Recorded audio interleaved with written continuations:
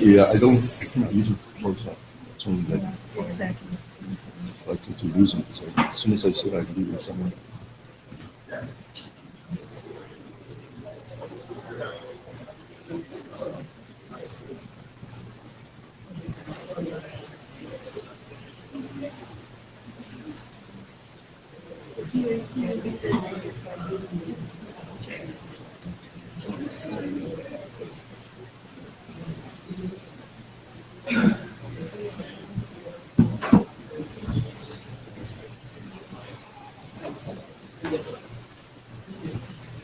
Thank you.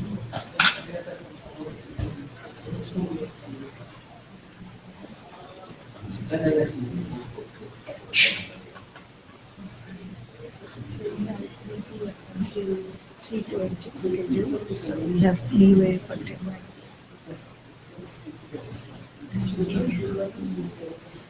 You know. So this is,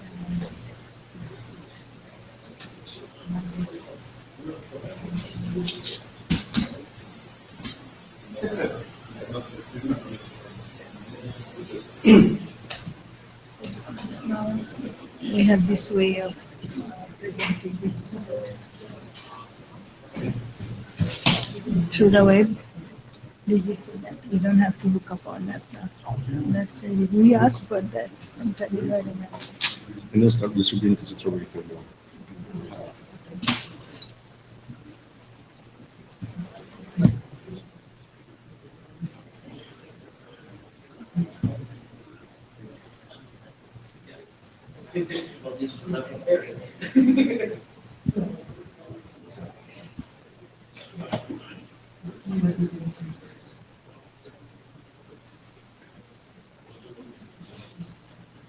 So shall we start?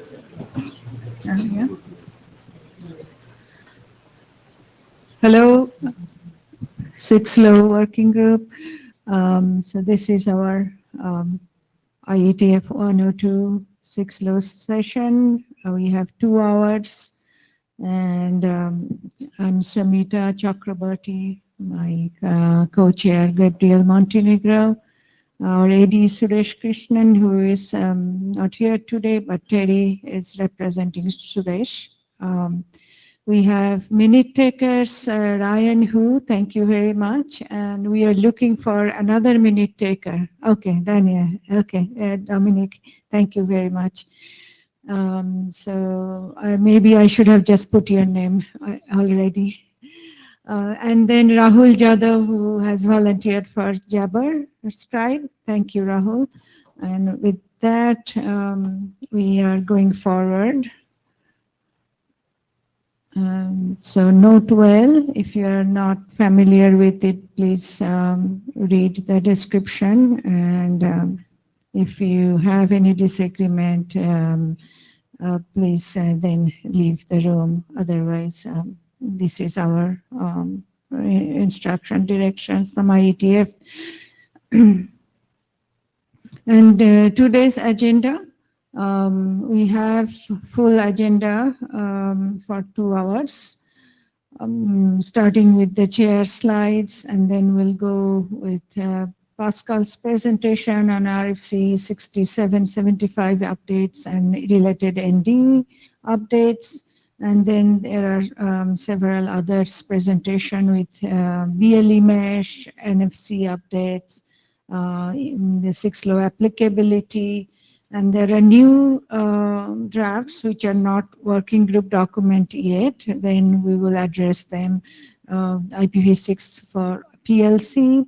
And then we have work coming out of the 6 Low fragmentation recovery design team.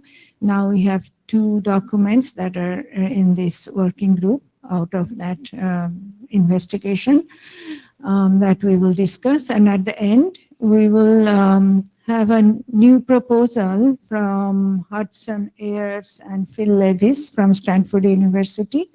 And they have an interesting investigation on the low power nature of the devices and how that can affect the interoperability, and they have a proposed solution. So with that, we will start with the draft status.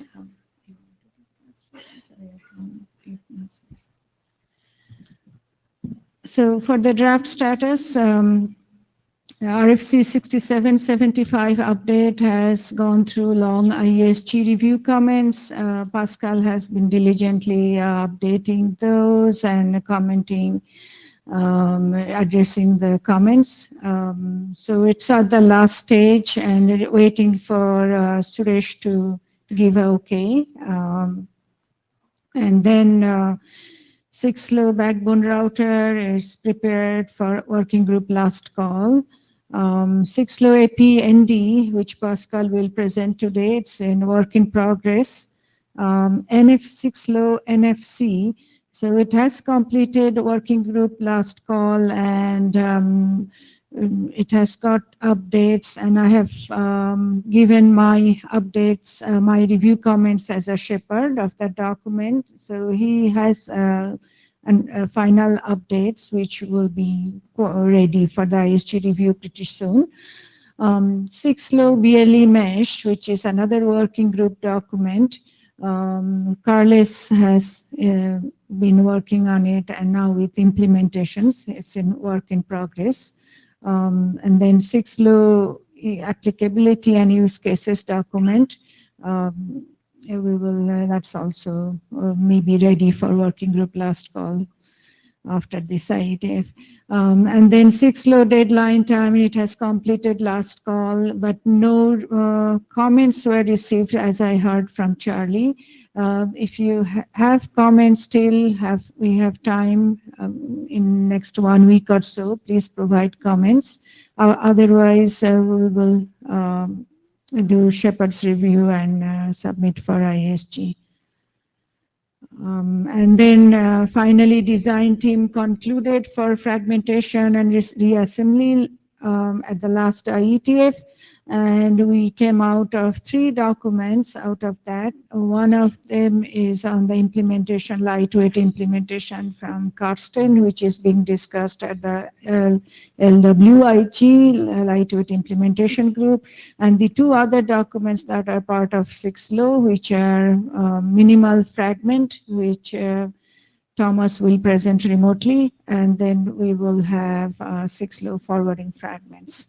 So any comments? Okay. Any comments with the agenda today? Okay, so. Hi, Carrie Lynn. I just had a question about the last paper, and I assume there's been some discussion around whether it's more suitable here than it is in lightweight implementation guidance, or will it be presented in both places?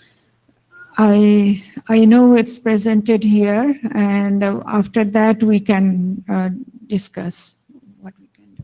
Yeah, but there were discussions. I'm not sure if on the list, but there were some discussions. I know, because that was one of the points that was raised. And it seems like maybe part of it belongs to Nelwick, but there might be some protocol elements. So that's why we have it here as well.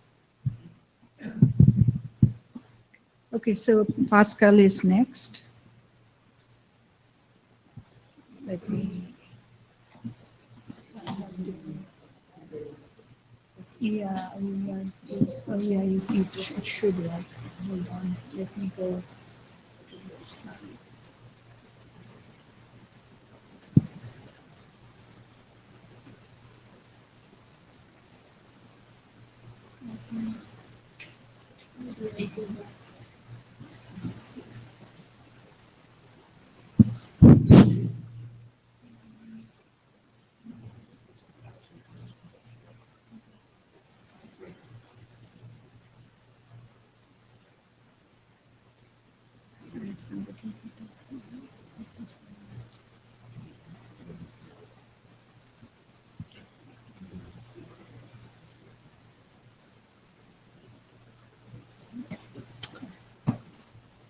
So as Samita said, this is the final stage for the work on the RFC 6775 update.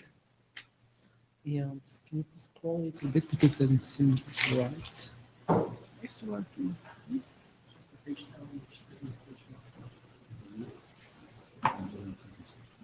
Looks much better.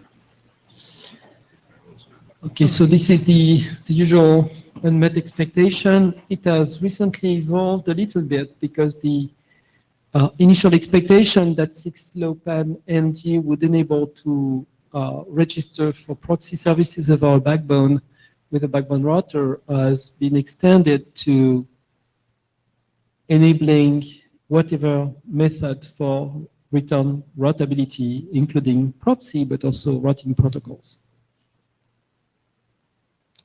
So nothing much here. The family, it's a family of 3 working group documents. One of them is this, which is mostly complete. As Samita said, we've got the address protection, which is an extension to it to make it secure. And then the backbone router, which is a proxy operation of our backbone, if that is the method that is used for reverse routability.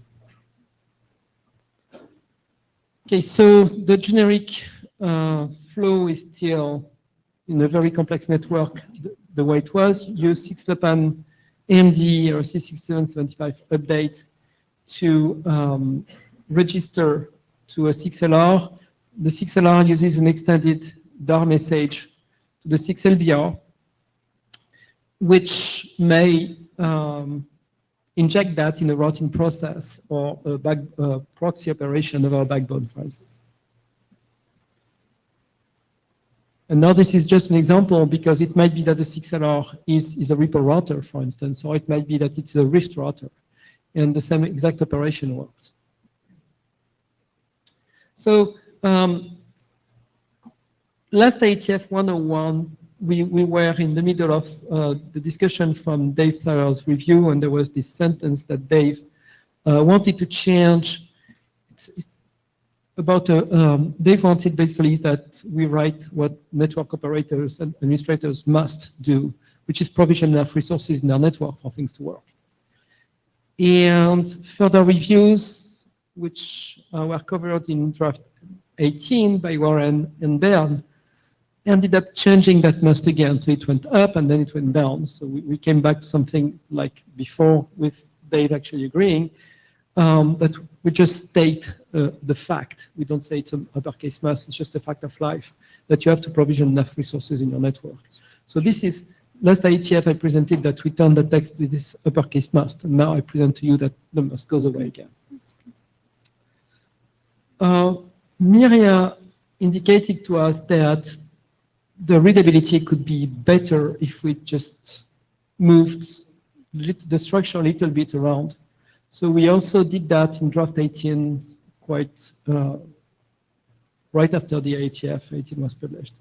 So we also added some clarification text about the fact that if the T flag, which is introduced in this spec to say that the TID is some value, if the T flag is not set, then the TID should be 0. That's implicit by inheritance from RSC 6775 because it's a reserved field, but we added text to say it.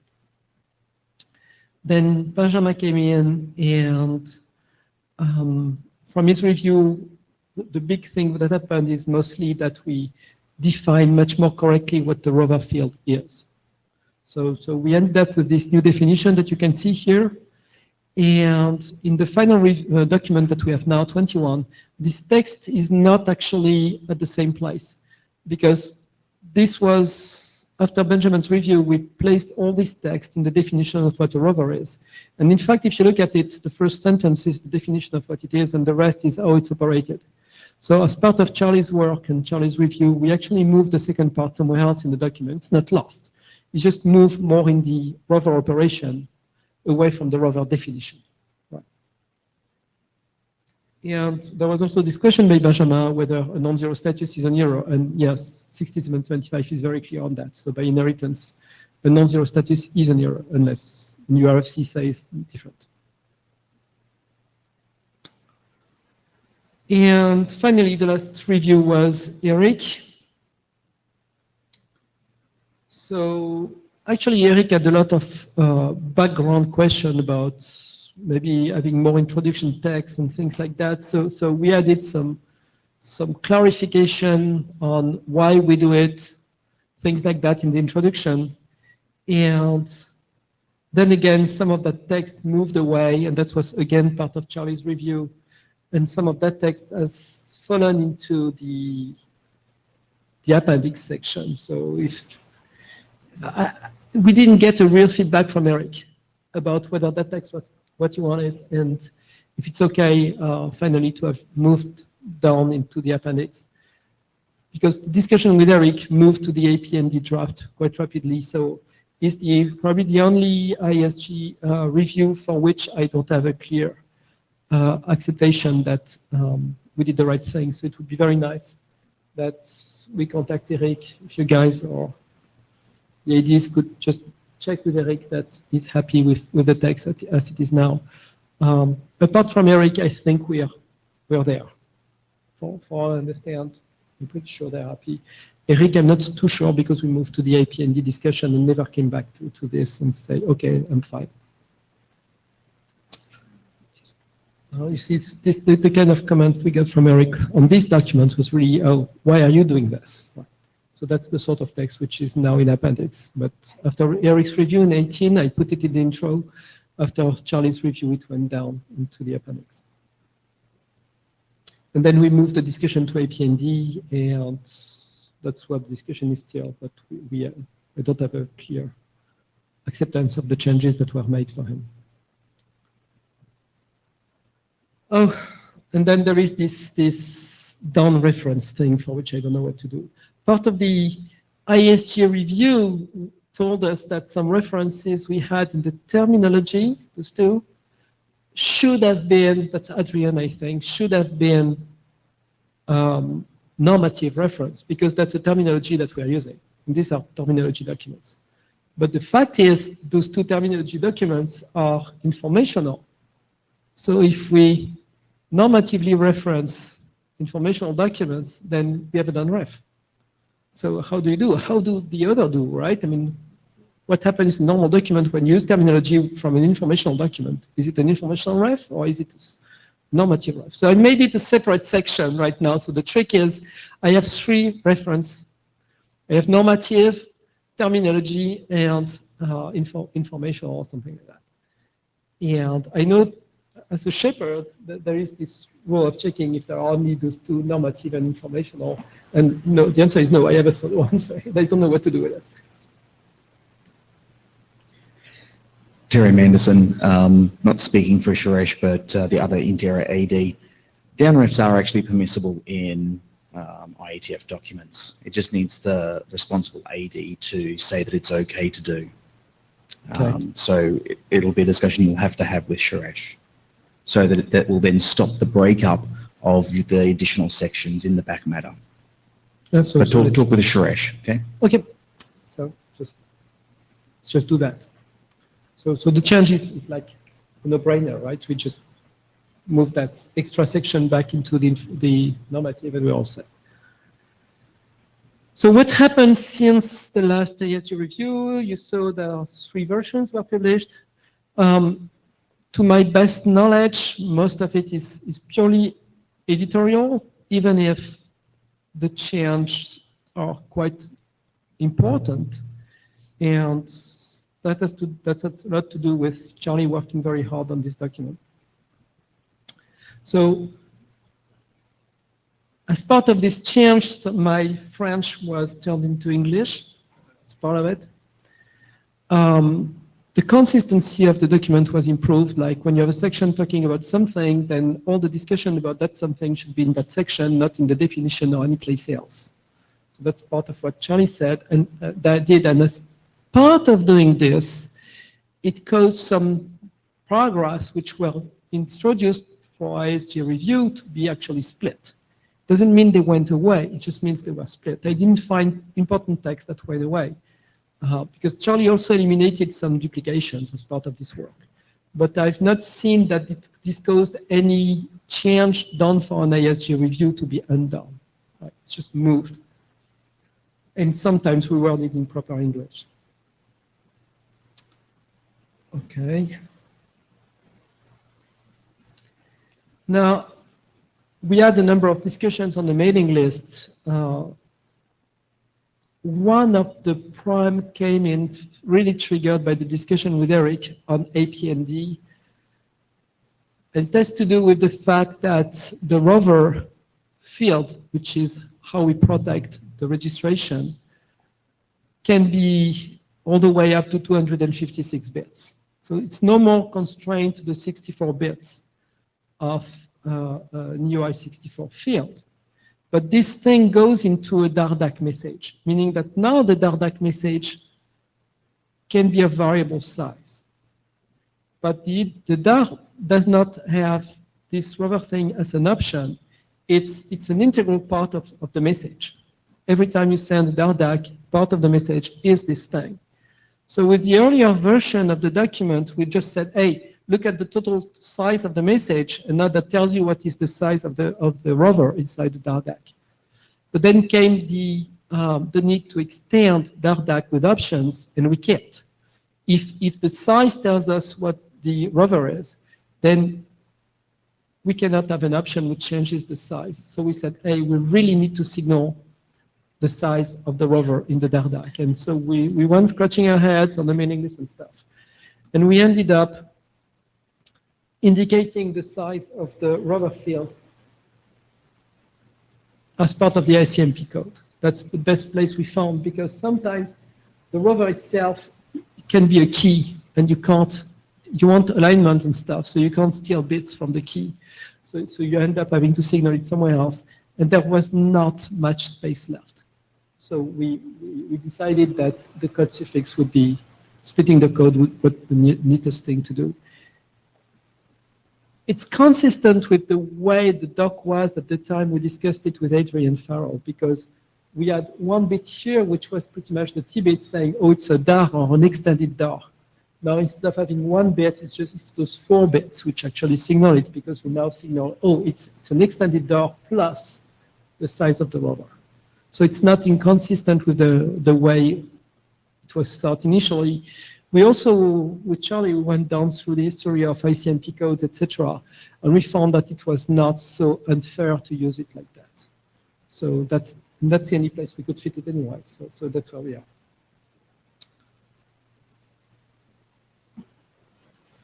And the other big thing was more a terminology thing. Semita already did a big edit at some point, removing text about the backbone router, which really was not needed for this particular spec, was better fit in the backbone router text. Charlie came in with his review, and he still thought we didn't go far enough on that. And as it goes, in the meantime, 2 new pieces of work came up. One of them is role. Now we can use this document in a 6LoWPAN node to register to a 6LR, which is a REPL device.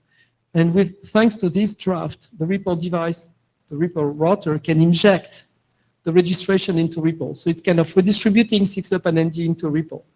So now the device, by just doing the 6LoWPAN ND registration, can get routing back from a REPL network.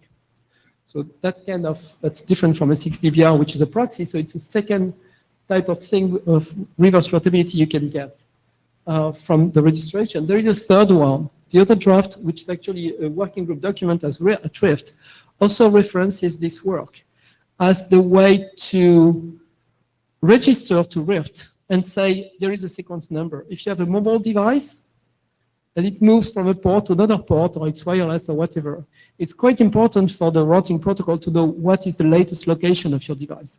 And that's one of those things that 6LoWPAN ND does. When you register to something, you increment sequence number, which is injected in REPL naturally, but it's also injected in Rift now. So that's how a Rift fabric knows the latest location of a VM or something like that. So because it was no more just the registration to a backbone router, we could not really keep mentioning backbone routers throughout the documents. And that was really one of the big thing that Charlie was pushing hard to do. So I talked to Suresh, actually. We had an exchange there because I was kind of reluctant to do a change like that in the document at that point of time. And, well, Charlie ended up convincing me, and it's mostly a change all. 6BBR goes away, And there is this new term, routing registrar. So you register to a router of some form, of something which can do routing for you, and you get the packets back. The one thing which came at the same time is actually because of one of those two drafts I mentioned. Actually, it's useful for both, for Rift and for Ripple, is those protocols allow you to do multi-topology routing. So you can inject, there can be multiple logical topologies on your routing fabric, whether it's Ripple, it's called an instance, or if it's Rift. So if the node has a clue about which instance it would like to live in, then it should be able to indicate that in the registration. And we had this empty reserved byte here, so we decided to make it an opaque. And what it really is a way for the 6LoWPAN node to signal, for instance, Ripple, that it wants to live in this particular instance. And then there is the default, which is the default instance the router is using, probably 0. And the I field is just a way that we reserve to signal what the opaque is about, just in case. But right now we don't need anything. It's left to 0 because the opaque, if it's set, is just the instance. That's pretty much it. So summary is, for all I know, it's completely ready. I would like to Eric to confirm he's happy, and we need to sort out this reference thing with Suresh, and all set. Carrie Lynn. So recently on the 6-man list, this recurring discussion about /64s has flared up again. And one of the dominant arguments for /127s is that routers are subject to resource exhaustion attacks from classical MD, and that, you know, using /127s is an attempt to sort of insulate backbone routers from this possibility. I'm just wondering whether you guys have discussed or thought about backporting any of these features to classic, you know, ND. That's a very, very, very good and interesting question. And the answer, yes, we've thought about it. Yeah. And I really hope it happens one day. Well, specifically the registration. I mean, you know. Yeah, I spent about a year or two on that, so, and then gave up.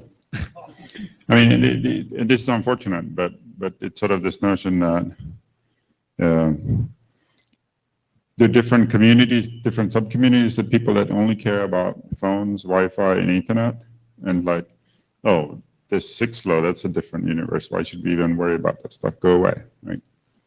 So, and I think that's suboptimal, but that's the state of things. So, I mean, there have been drafts, I forget what they were called, but the various drafts that I've co-authored in the space to move it along.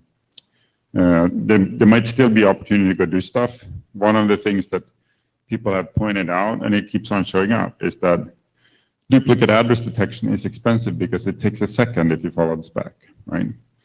So this showed up in some discussions in IP Wave as well, saying, okay, if you follow the spec, we wait for a second to tell the car that we should want to talk to it and start a security exchange to tell us that we're hitting the brakes, right? I know that doesn't work, right?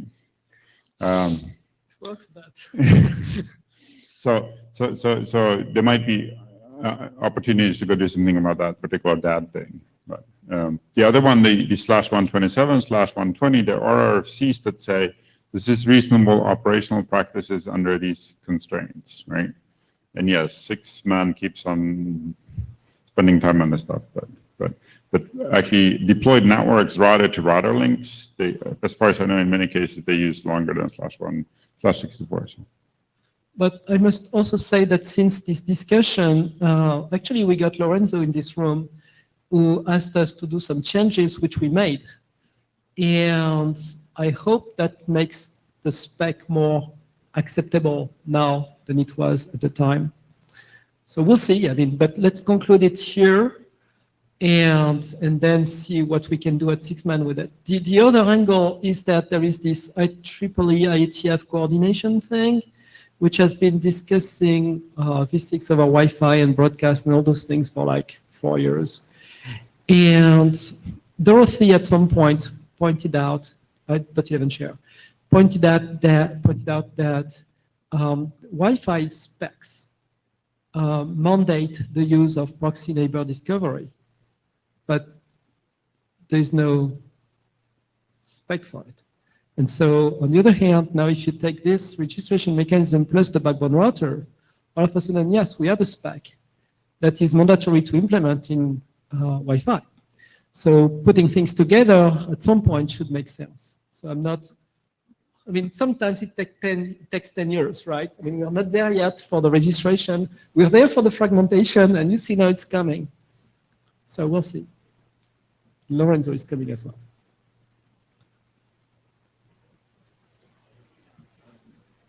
Lorenzo Colletti, I think for 802.11 proxy ND, there is a spec. It's in the 802.11 spec.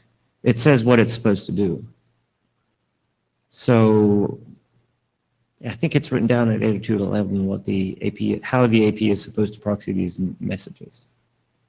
I've looked at that and I've not found a detailed operation for a neighbor discovery proxy. How do you associate to it at layer 3? How do you maintain this association? What do you do on every NT exchange? I don't think it's there. Now, if you show me the pointer, I'm interested. I mean, it's all layer 3 specifications. I'm not doing that. Your assertion is that they say you must do this without telling you how. I don't think they published that. We can look. But that's what I understood from Dorothy. My recollection is perhaps that it's not as well specified as you'd like. And it's certainly not an IETF standard, right? Right. But I think it is specified in some way. I think I read it. We could go find it. Yes, that's interesting. Anyway, one of the goals for backbone router is to do that, at least in the case of an IoT. It really describes how you associate. This is this. This is really a layer 3 association process. And then the backbone router is what you do in this proxy operation that is under-specified. Okay, Pascal, Quick. So for this particular request, we have heard this question at least few times in different contexts. And I think in conclusion, I think it would be good to discuss it again with our ADs and see on the 6-man chairs to see if there is any, if we can revive any work from the past that was kind of now put in the back burner. Yeah. I would only recommend doing that after this is out. Yes, exactly. Yeah, I'm completely on that side. We are done with this. Let's publish it. Yeah. And if it needs to be amended to work on various other environments, let's create this other amendment RFC where it belongs, even if it's very thin. Yeah, that's a good point. So APND, we had interesting talks with Eric. Moit is in the room, I think. But so please correct me if I'm wrong. But what I got is, I understand that Eric is happy with the fact that we can carry rover of 128 or 256, and he understands and he agrees that we can protect what we want to protect with that. It was a lot more discussion if we wanted to protect it with 64 bits. And well, we don't enter that because I mean, whoever wants to use a key of 64 bits, it's his problem, but we really enabled, and that cost us a lot of effort, rovers of larger size to provide the real protection. So that's done, that's in the spec.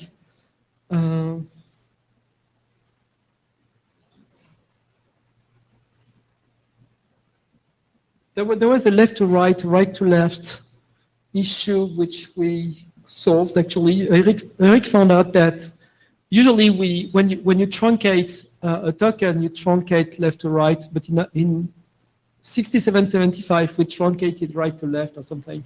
So and in APND we did the other way around, so it was kind of bizarre. So we align the two specs and we do the normal left to right operation. So for instance, if you have this case where your 6LBR is not upgraded to the update, so it only allows 64 bits, UI 64, you have to truncate the rover.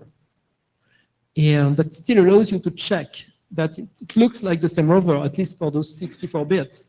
But if you want to validate it as a key, you need, on the 6LR, you still need the real thing.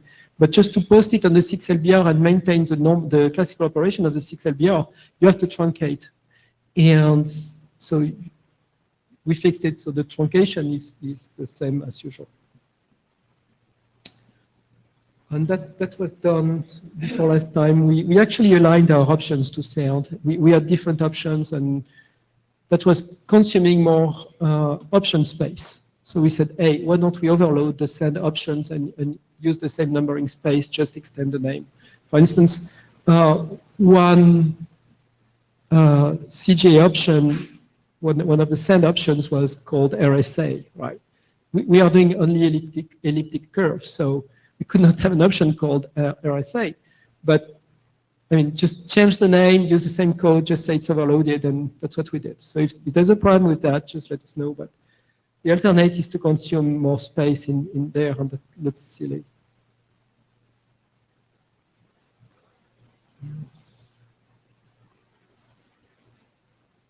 Yeah, so all this is done in extended D.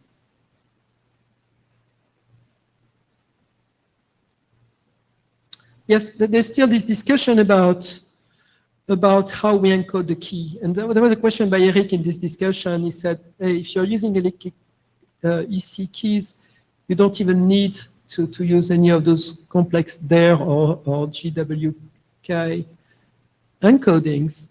And well, that's beyond me, right? So I hope that René helps us when he joins or something, or maybe Moit sorts it out. But the encoding of the key is way beyond me. I understand that DARE is complex. I've looked at it and say, oh, I hope we don't need to do that. But I mean, I don't understand why we don't just throw the key in there, like the bits. So that's beyond me. And it seems that Eric is saying the same thing. So that's it. And then you will find the flows there. Should I talk about bundle water? Yeah. Well, there's a question on the JavaScript from Abdul Salam Barion. Is this update implemented? the RFC 67.7 update or the APND? The APND, I don't know. The rest, yes. So Pascal, what's the status of 6-low APND? Is it now ready to move forward?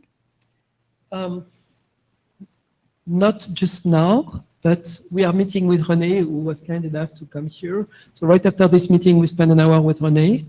Yeah, I think, Mohit, I think we need one iteration more before, so not yet. Right now, we should focus on backbone router. It's a big thing. And I know Charlie at least has some work he wants to do on there, and I hope other people as well. And so let's do backbone router, and give us time for the security aspect of APND. We're close. I mean, we have the right options now, which was not the case earlier. We have a good feeling of what it does, but edition-wise, it's not fully ready. And we want René as a co-author, and we discussed that last time. René did not spend time with us since last IETF, so it's going to be now. And that's it. Yes. So there was this air bit that we added in 6LoWPAN-ND, right? Our 6775 update to indicate I want routing. Well, we had to echo that in the backbone router to say, oh, now I'm doing routing if there was the air bit signaling me that I want to do it. So that's pretty much the only change. Then we get some clarification text. And I expect that if Charlie starts spending the same kind of time he spent on the other draft, then there will be a big addition on just making it clearer and conciser and whatever, Englisher.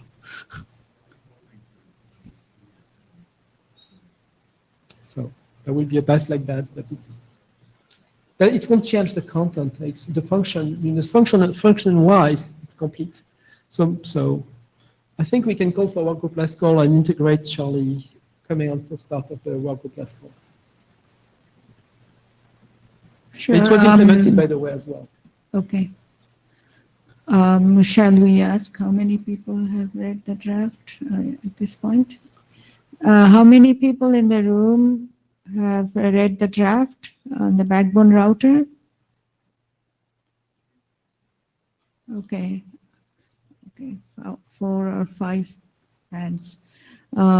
We would like to have at least 1 or 2 reviews. Maybe we will, actually we request a volunteer for a review.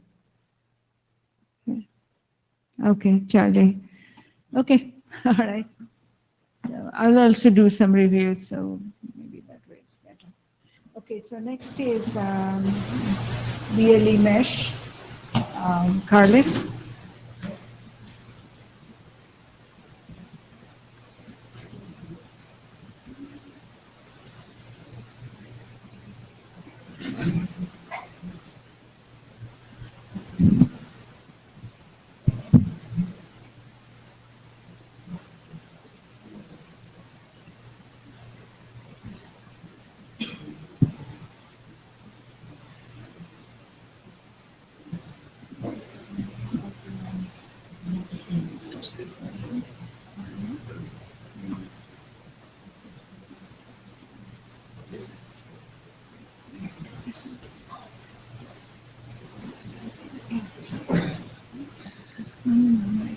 Okay, hello everyone. My name is Carlos Gomez, and I'm going to present the current status and the last update of the draft entitled IPv6 Mesh over Bluetooth Low Energy using IPSP.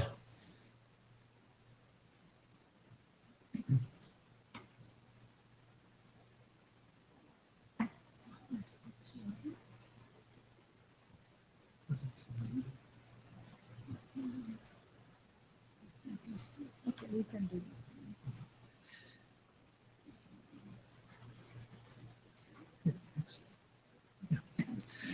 Okay, so first of all, let's take a look at the status of the document.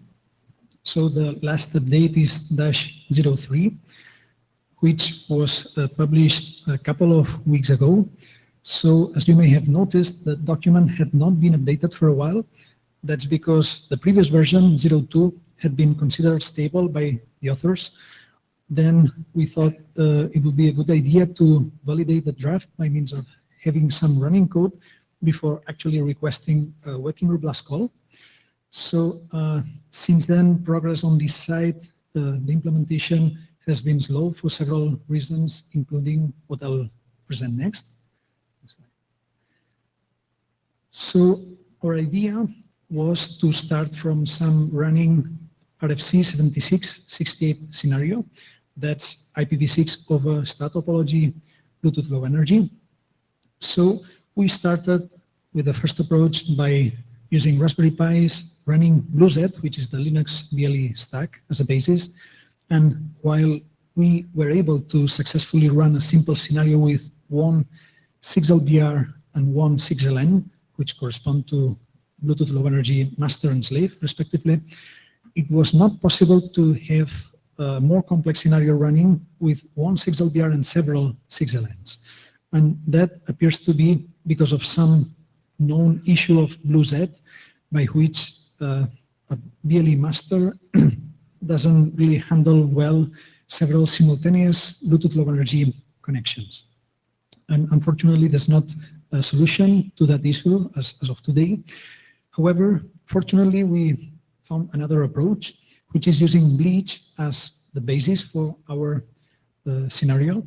So Bleach is an RFC 7668 open source implementation for Contiki, and we have been able to locally reproduce at UPC one scenario comprising a 6LBR and several 6LNs communicating simultaneously. Next, please. So this is a picture of the devices we are using. This is CC2650 devices running Contiki OS. And from here, now we have actually already started to implement the draft. Yeah, so this is now something which is in progress. Next, please. So now let's take a look at the updates in 03. So first of all, we have a new author, Michael Spork from the Graz University of Technology in Austria, who's also the main author of Bleach. And we also have a new contributor, who's Carlo Alberto Buano, also from the same university and also related with the bleach effort. So we have some technical update in 03, which arises from the fact that in the previous version, in 02, we assumed a network with already established BLE link layer connections. However, in 03, now we detail which is the relationship between 6LoWPAN roles and IPSP roles for connection establishment. By the way, recall that the IPSP is the Bluetooth profile that defines functionality for link layer connections and discovery of devices that support IPv6 over Bluetooth Low Energy. So as a result, we have added text in the section that deals with neighbor discovery, that's 332, and we have also added an appendix with an example. So more specifically, in the neighbor discovery section, we have added item 3B. That's because section 6.2 of RFC 6775 states that for dynamic configured scenarios, a 6LR comes up first as a non-router, then it waits until it receives an array to configure its own interface address, and then finally turns to a router. So in order to support the same operation, the idea is that in our draft, 6LR starts by using the IPSP node role only. Then this means that the device will advertise its presence by sending BLE advertisements. Then some previously existing IPSP router will be able to detect these advertisements and will initiate the establishment of a BLE connection, BLE link layer connection with the 6LR. Then at some moment, it will be possible for the router to send a router advertisement, which will be received by the 6LR, which will then configure its interface address, turn into a router, and then will start running also as an IPSP router. So for all of this to work, the idea is that the 6LBR needs to be running from the beginning as an IPSP router. So here we have some slides that illustrate, well, the example we have in an appendix, which try to illustrate an instance of this behavior. So initially, let's assume we have all these devices with these 6LoWPAN intended roles. And let's assume that at the beginning, they are not initialized, except for the 6LBR, which starts from the beginning, let's say, running as an IPSP router. Then, next please. At some moment, let's assume that a 6LR starts running initially in the IPSP node. It will start sending BLE advertisements that will be received at some moment by the 6LBR, which will initiate connection establishment. Next, please. So over the created Bluetooth low energy connections, it will be possible now to transmit IPv6 packets. And at some moment, the 6LBR will send a router advertisement. And then it means the 6LR will be able to configure its own interface address and will be able to turn into a router. So at that moment, the 6LR can start running as an IPSP router. And on the other hand, whether it continues or not running as an IPSP node in parallel is an implementation choice. Okay, so this is allowed by the IPSP specification, and at our 6LoW level, this would be something to choose from. So at that moment, let's assume the rest of the devices, the 6LNs, at some moment will start also running, in this case, only as IPSP nodes.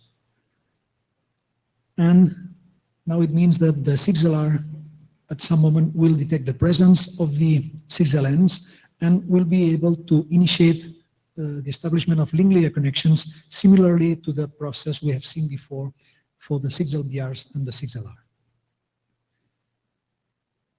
So after all, this is the result of this whole process by which at the end we have links with link layer connections established between neighboring devices, and it will be possible to transmit IPv6 packets over these established link layer connections. Well, finally, one last slide about some related work. Basically, question. Look, you left me a little bit confused on, is it a layer 2 mesh or a layer 3 mesh that you're building? Because you're not showing how the routing occurs. Yeah, the idea would be to have routing at layer 3, IP routing. Okay, so what would be the routing protocol? Are you using report? It's not specified, Okay. so we leave this open in the draft.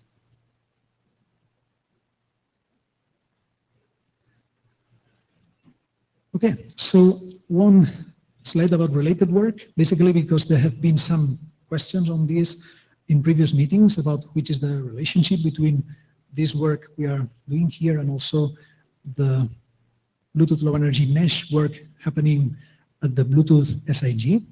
So last year there was a set of specifications, the main one being called Bluetooth Mesh, published, which enable BLE mesh networking, which allow, well, this is actually a complete protocol stack which uses control flooding over advertising channels as the technique to enable end-to-end communication in a multi-hop scenario. One related note here is that RFC 7668, which is also the basis for our draft, assumes link layer connections over data channels for IPv6 over BLE.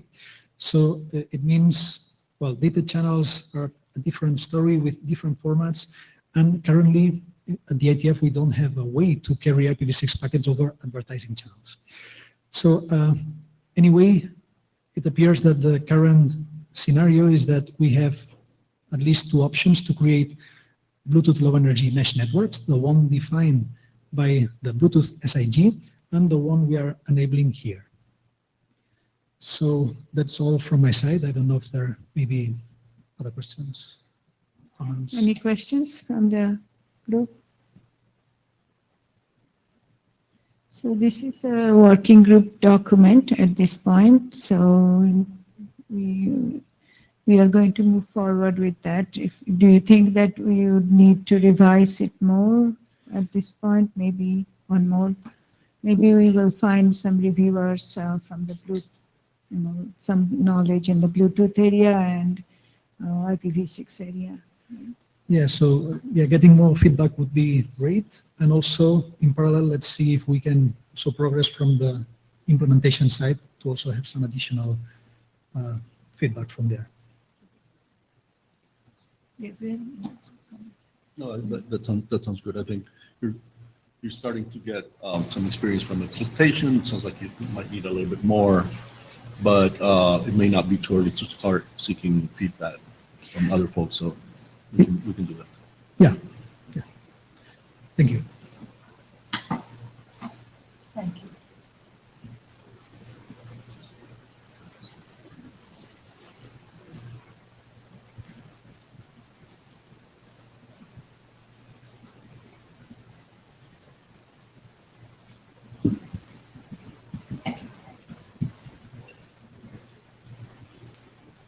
Maybe you can start while it's coming up.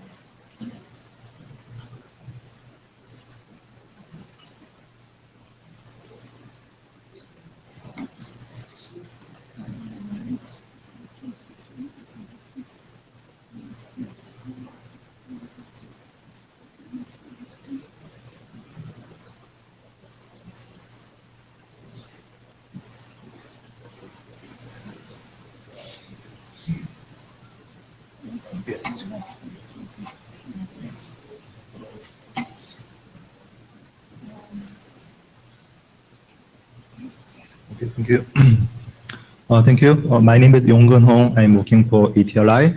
So this is the 6-row calculability and use cases. This is the history and status. Could you scroll up? Yeah. So 2 years ago, this document was adopted as a working group document. So this is the 5th revision. So I would like to emphasize the goal of this document. This document is not the technical document. It is information document. So the purpose of this document is to help other person to understand the Silk Road technologies and how to deploy this technology into the real world. So it's the reason. So to do this, the many persons are attending to developing this draft. The main author of the Silk Road overview document and other person from, for example, Ju Python Mesh and Yson and C3PLC and Netricity experts help to develop this document. So this is the update part after last meeting. So there is nothing to add newly. We only delete two parts. One part is the LTMTC. So you know, in the beginning time, the LTMTC was included in our draft, but in South Korea, especially the SK Telecom, we deploy LTMTC in Korea, and we found that Silk Road technology is not needed to deploy LTMTC because LTMTC itself supports IPv6 transmission. So LTMTC is not related to Silk Road technology. That's the reason we delete the LTMTC part and the references.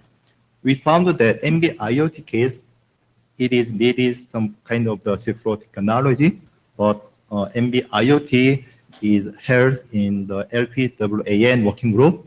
So I do not handle the NB-IoT in this document. And we also delete Silk Road PLC references. The reason is it was expired.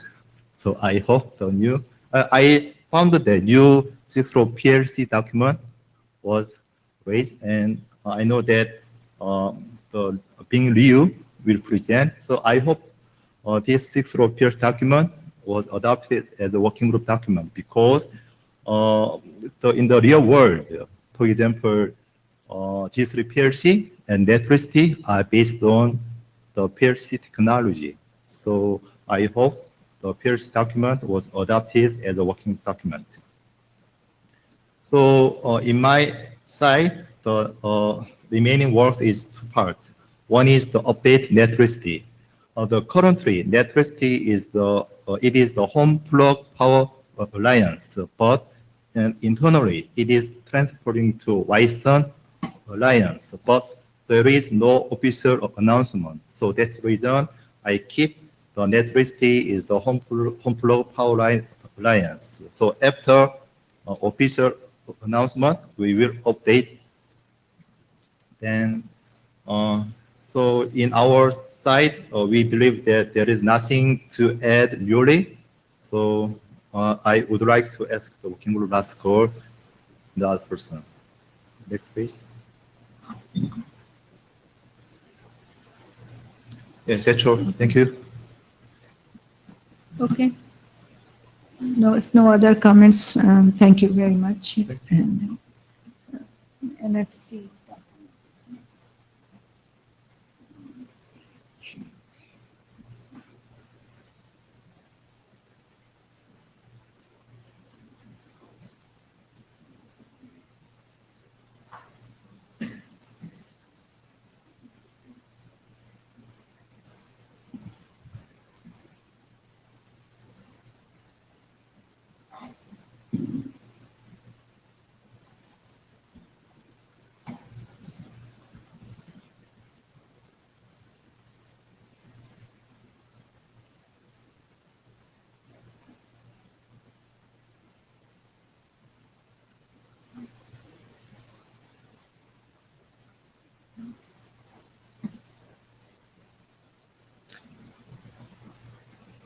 My name is Youngwan Choi from H3. This is the IPv6 over NFC, actually the version, the draft version number 10. This is the first slide, is quick introduction of the NFC technology. Here, can you make it the center? Yes, thank you. This is the history and status, the working group adoption at March 2015. we have 5 times revision and 4 times revision for working of last call. And actually, at the moment, this document is in working of last call since the March 2018. And there's no more feedback from the NFC forum since the January 2017. And we have a new shepherd, Samita. And Samita gave me the review of this document, version number 9. And I just produced the number 10 will be published as possible because I just get the review after the draft submission is expired today. So first comment from the shepherd is about the MTU of the NFC. Actually, the last paragraph is not clear, she said. So I just put the red box with the figures. This is the example of the MTU extension of NFC. So I just got the okay from her, and regarding the MTU of NFC, there's 2 paragraphs, 2 sections, the link model and the FAR. The firstly, link model actually just NFC MTU can be available, can be extended. So this MTU cover the whole IPv6 packet. So we can use the FAR or not, just if we use the extension of MTU, NFC MTU. So just she gives a comment about the second paragraph. So I just put her the comment that this document does not recommend using FAR over NFC link due to the simplicity of the protocol and implementation. And also the section 8 for the A, FAR, just the first 3 sentences are simplified, just the one sentence, like this. Like this, the first sentence is simplified from the 3 sentences. The IPv6 NFC fragmentation and the assembly for the payload is not recommended in this document. That's discussed in the section 3.4. Actually, the rest of the paragraph is the same. And the last one is she gives a comment about the secret consideration. Actually, just put the last two paragraphs. She gave the comment just this document should caution about the threat for the main in the middle attack, and when the NFC device is connecting over in the internet. So just put some text in at the end of the section 7, and she gave me the revised text. I just put the text from her. That's all. Thank you. So any comments? So Gabriel and I discussed about the changes in this document. So originally there were many shells in this document, all over the document. So I requested Young-Hoon to change them appropriately to should, must, recommended, not recommended. So he has made those changes. What we discussed, Gabriel and I, that it would be appropriate that it should go for 1 week short last call in the working group. So please, we will do that probably immediately today or tomorrow, and please provide us comments.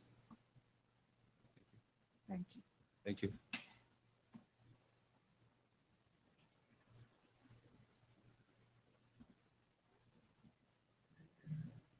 is fragmentation, and next is PLC.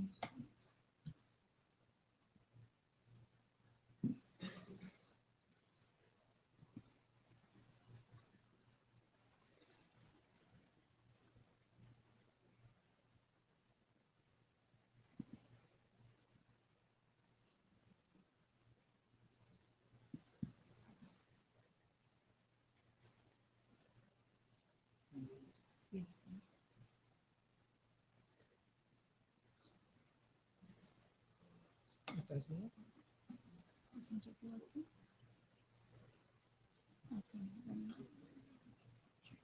Well, no, previous one. Yeah, thank you. So currently we arrive at the fourth version of this draft. And in this version, we have formally included the IEEE 1901.1 into the scope, which is a recently published IEEE PLC standards. I will give more details about this PLC. And the address auto configuration and the mapping mechanisms have been included in this draft. And the related features in the RFC 6775 update has been introduced to this draft for the neighbor discovery of PLC devices. And Charlie Perkins and I have become the co-authors of this draft. Next page, please. And for the IEEE 1901.1, it is a newly published IEEE PLC standard by the Smart Grids Power and Communication Working Group. And it works in the medium frequency. It has the following characteristics.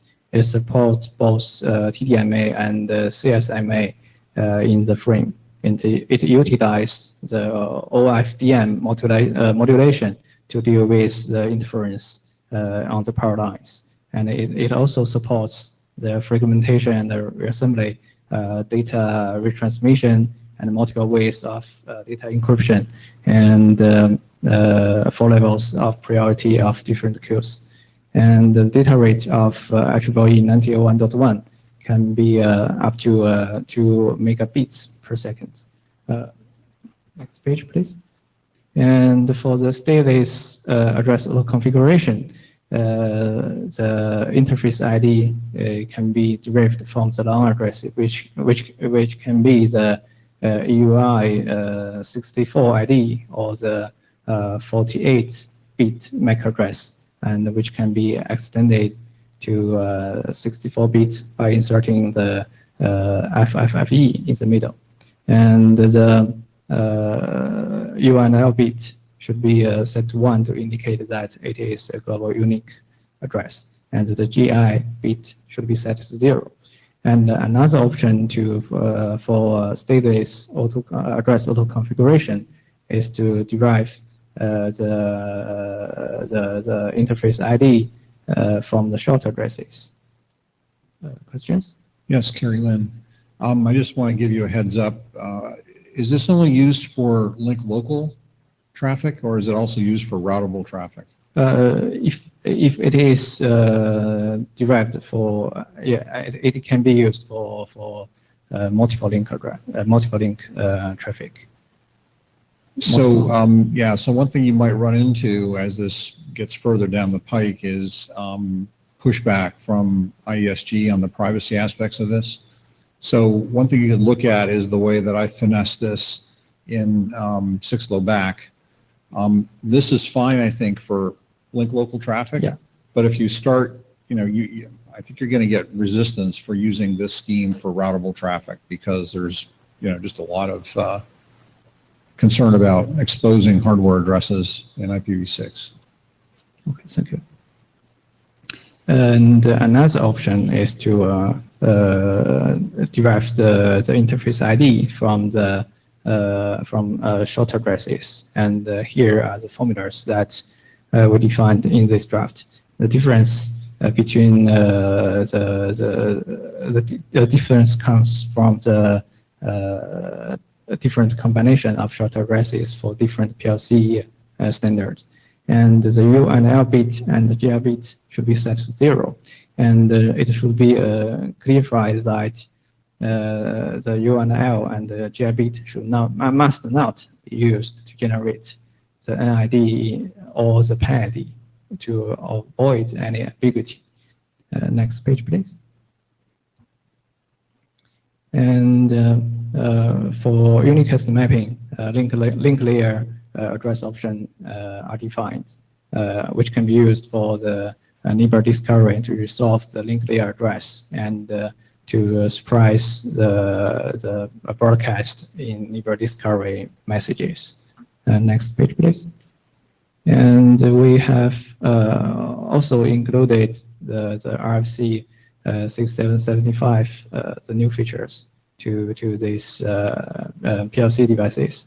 And the updated PLC devices should include the EARO in the neighbor solicitation. So here I mean neighbor solicitation instead of router solicitation. And the RBit should be set to 1 if the PLC device can be it is not, if the device is not, it is not a router. And the RBit should be set to 1 if the device is in charge of, should set 0 if the device is in charge of its own reachability. And the updated PLC device should use the EARO to extract the status registration from the neighbor advertisement message. And the DD can be proxied to a routing register, which may operate in optimistic DD. And for the to achieve the backward compatibility to RFC 6775 only PLC devices, the rule of 64 bits must be used. And next page, please. So next step, we think that this draft is ready, and we will call for working group adoption. And before this, your comments are more than welcome. Thank you. Thank you. So how many people have read the this draft? Sorry.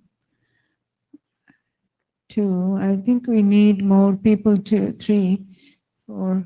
We need more people to read the draft to ask for working group adoption. Okay, thank you. Yes, please read the draft and send comments to the mailing list. And after that, we'll request a working group adoption. Thank you. Anybody have the blue sheets? Anybody hasn't signed the blue sheets? Where are they?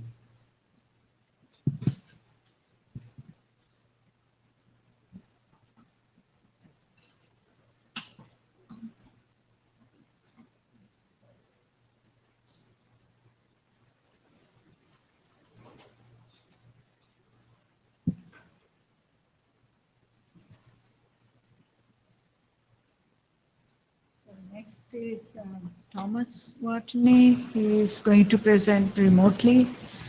We are going to have 2 presentations on fragmentation reassembly, basically handling the fragments. So we'll see. I see Thomas appearing. See him in a small picture. So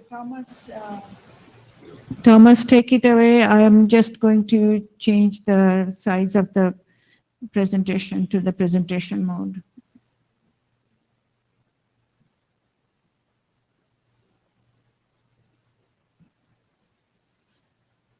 Okay. Thomas, can you hear us?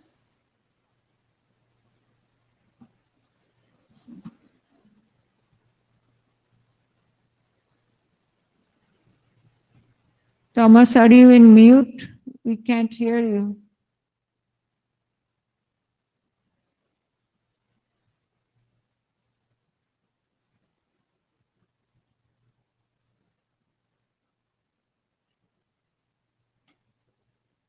Is there any way to communicate with him? Do we have to do anything? Supposedly, we don't need to do anything. Double check if we need to go with Thomas and he's got it all set. And people says there's no, oh, no.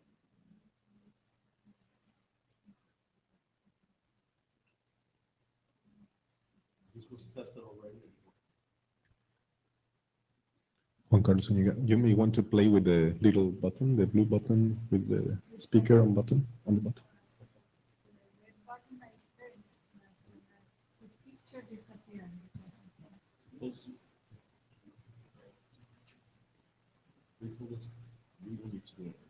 Double check. See,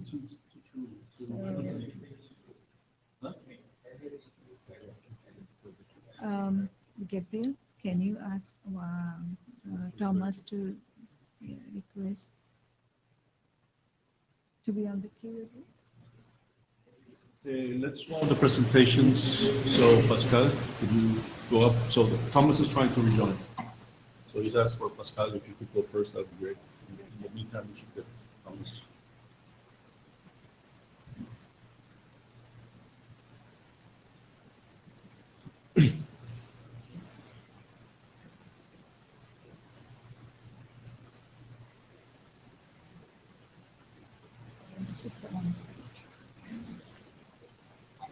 So once upon a time, there was a draft about fragment forwarding and recovery, which has been there for a long, long time. And then the bones finally made it to the surface, and the working group decided to work on fragments some time ago and formed the design team. So I'm doing the introduction on behalf of Thomas here. So this initial fragment forwarding draft really had two parts. How do you forward fragments and how do you recover fragments?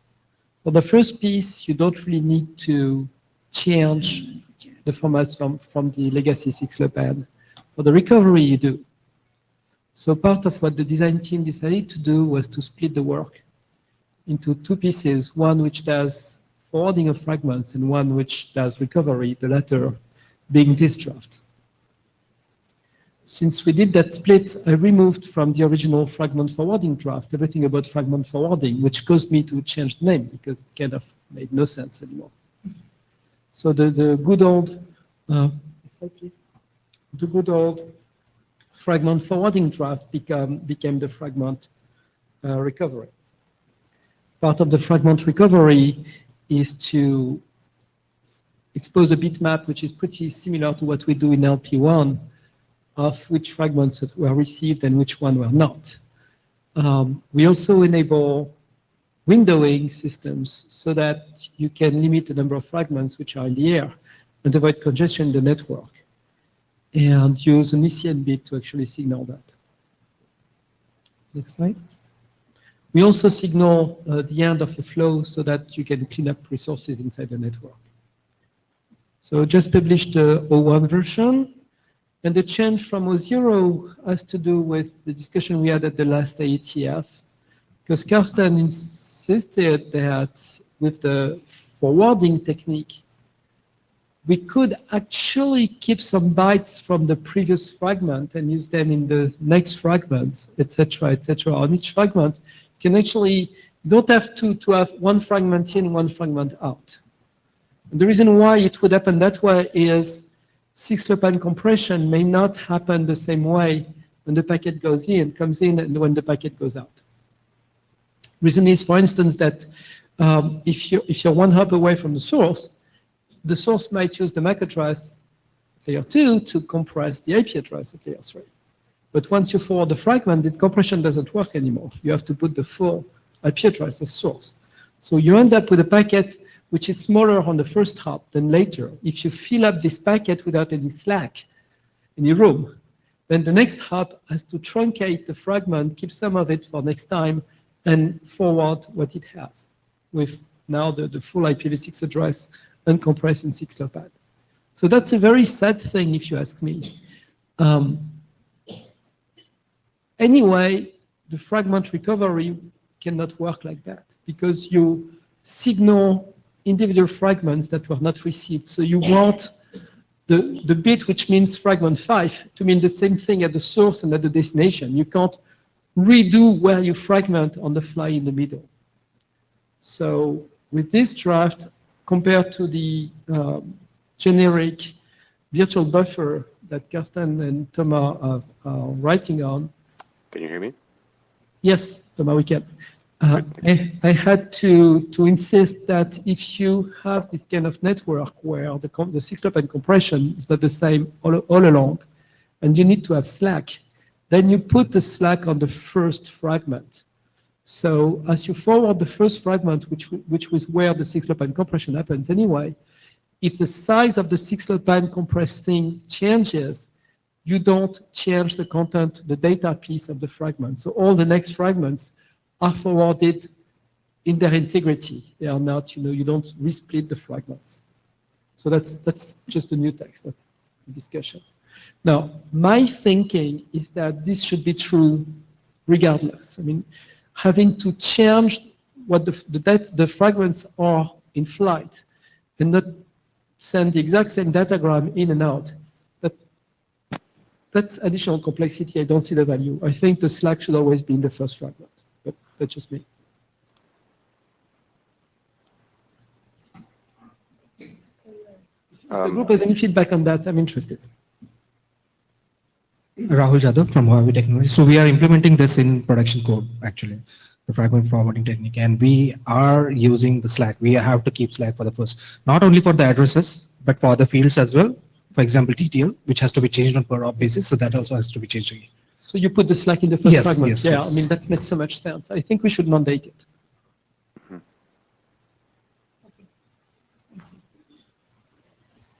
So I should be online now. I don't know if you still want to go there or if you want to move forward.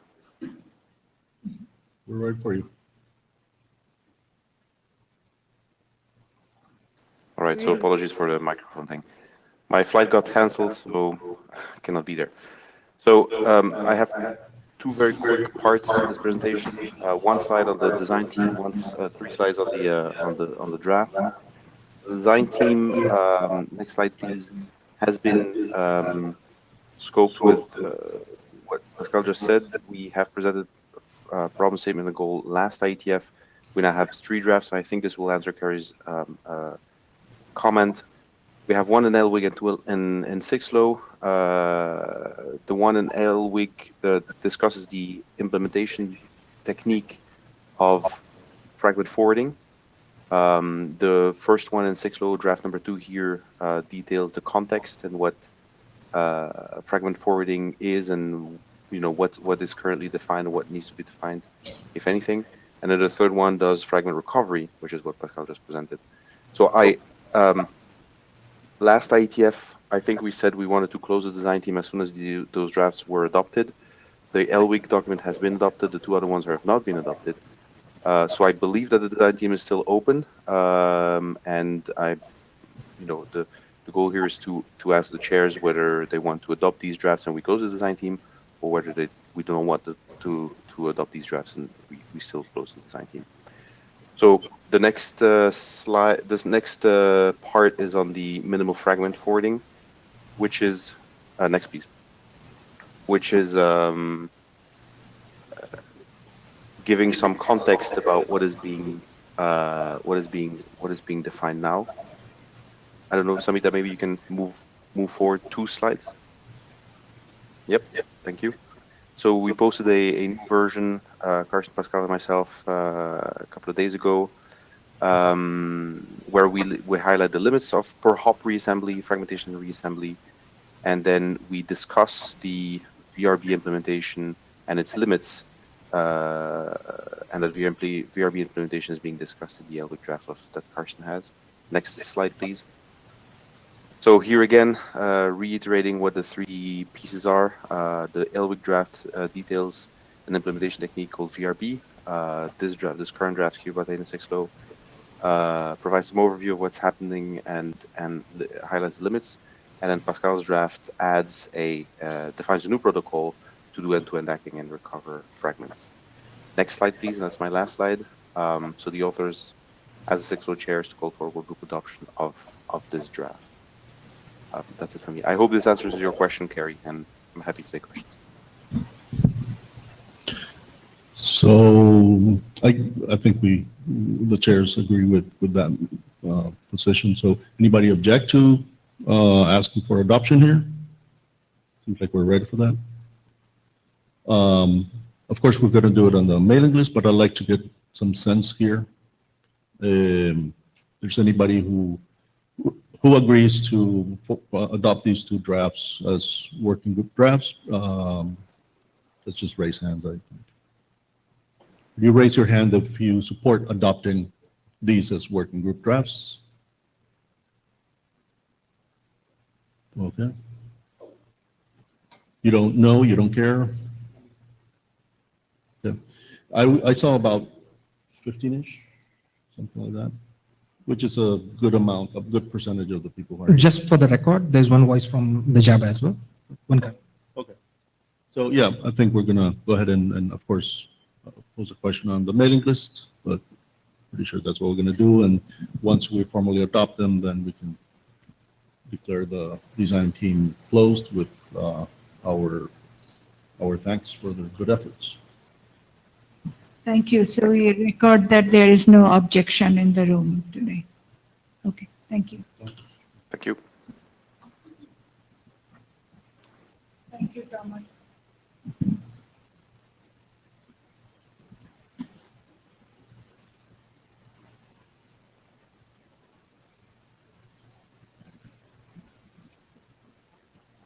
Okay, so next is a new draft by Hudson and Phil on design consideration for low power internet.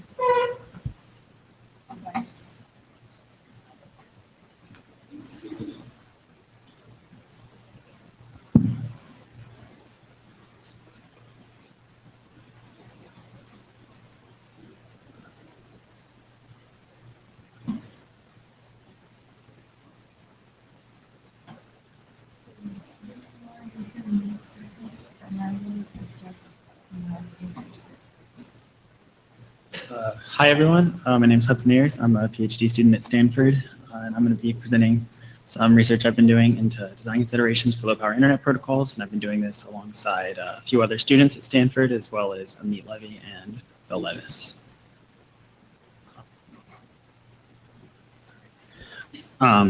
So some of the motivation for this research is, of course, grounded in the idea that interoperability is crucial for IoT devices and for low-power embedded protocols.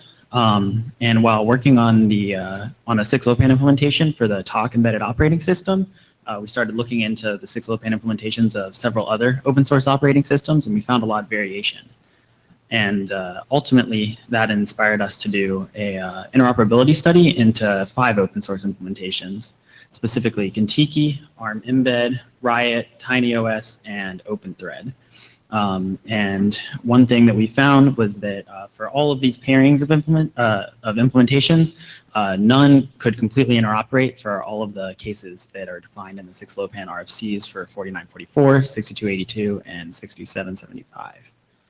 I'm going to elaborate on this a little bit more later, but we think that one of the primary reasons for this is actually due to some of the constraints on code size and RAM as well. And so the internet draft that I presented that is associated with this talk talks about some principal designs and guidelines that can anticipate problems in this space.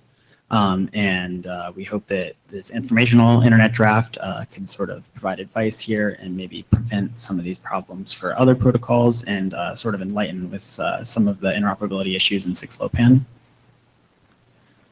So this is an outline. I already sort of previewed everything here, but I'm going to elaborate some more on the motivation and the specific findings that we had. I'm going to go into my 4 design guidelines, and I'm going to illustrate them through example application to 6LoWPAN, and then conclude with some discussion, see what you guys think, and some of the takeaways that we had from our original results. So these are some of the results of the 6LoWPAN interoperability study that we did. In this column on the left, we have a list of sort of what we call the features of 6LoWPAN specified in 4944 and 6282 primarily. So these are a bunch of things that these different... Just to confirm, is there a draft on uploaded for this on 6LoWPAN? Yes, there is. And There it's- is? Or- okay. Yeah, if you go to the agenda, I believe it's linked. Okay, thank you. Yeah, of course.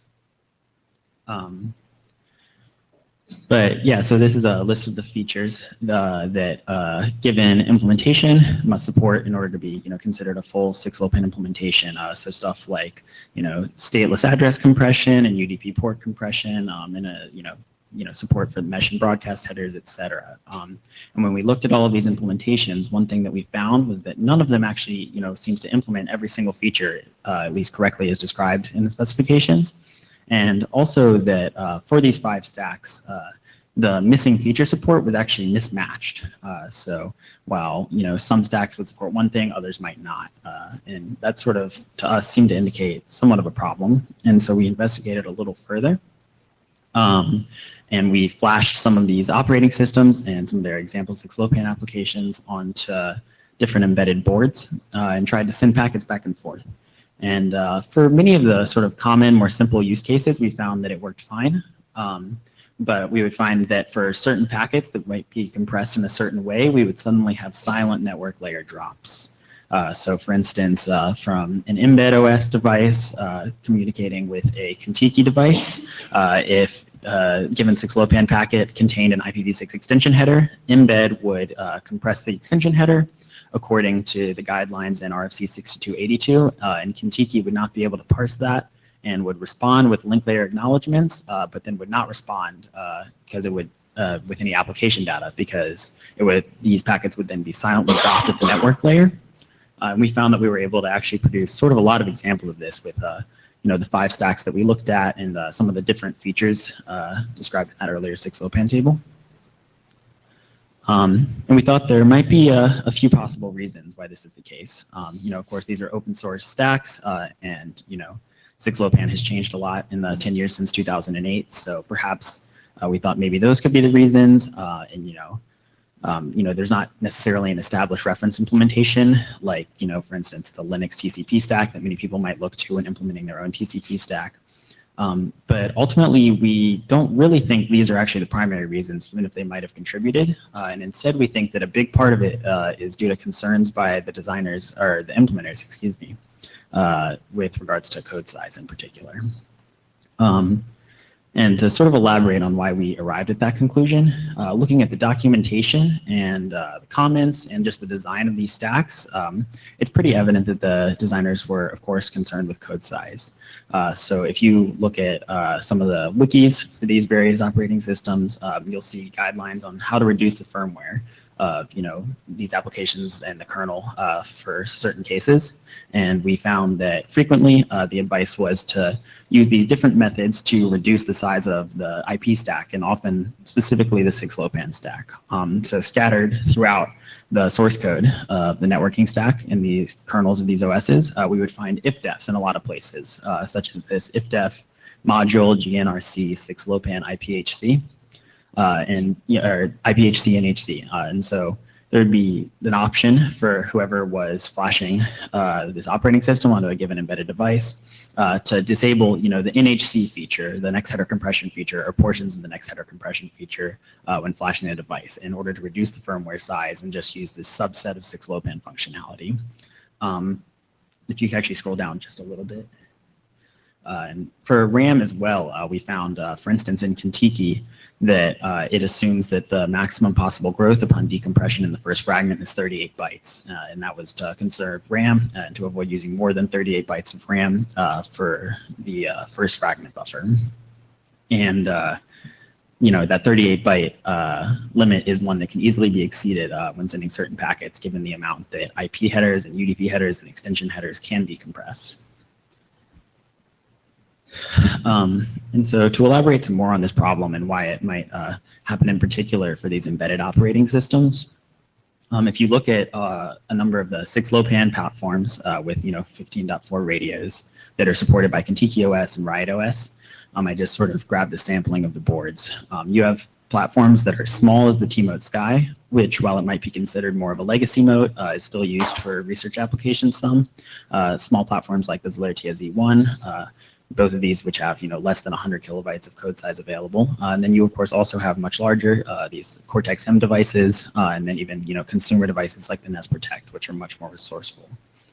And what we found is that these embedded operating systems, they really want to be able to broadly support large numbers of devices. And so they want to be able to have kernels that are very small and networking implementations that are very small, so that while they might work well on the larger devices, they also can be supported by the smaller devices. And it's rather rare for these embedded operating systems to have significantly different implementations based off of the size of the device that's being flashed. And we found also that for the IoT applications that many people use these embedded operating systems for, the limitations varied a lot. For some implementations, power might be the biggest concern, but for other implementations with relatively complex applications, sometimes it was the case that code size or memory availability was also very important and could influence decisions regarding which embedded operating system might be used. So to get some more concrete numbers for this, we tried to do a 6-LoWPAN code size study for these 5 stacks. We did this using 2 methods. For Kentucky and Riot, we did our best to take advantage of the options to disable portions of the 6-LoWPAN stack to isolate how much code size was attributable to those portions specifically. So for instance, in Kentucky, if you enable the options to remove IPHC compression, that would reduce the code size by about 6 kilobytes. In Riot, relatively similar numbers.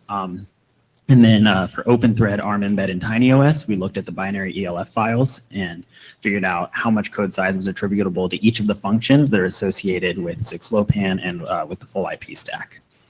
And obviously, these numbers for the IP stack and for 6-LoWPAN are not necessarily huge relative to the amount of program memory available on a lot of these devices, but I think it would be foolish to consider that they're not significant, especially for some of the smaller devices, and especially for cases where applications might have a significant amount of code. And that sort of leads us to a discussion, maybe an aside, of the interaction between code size and compression.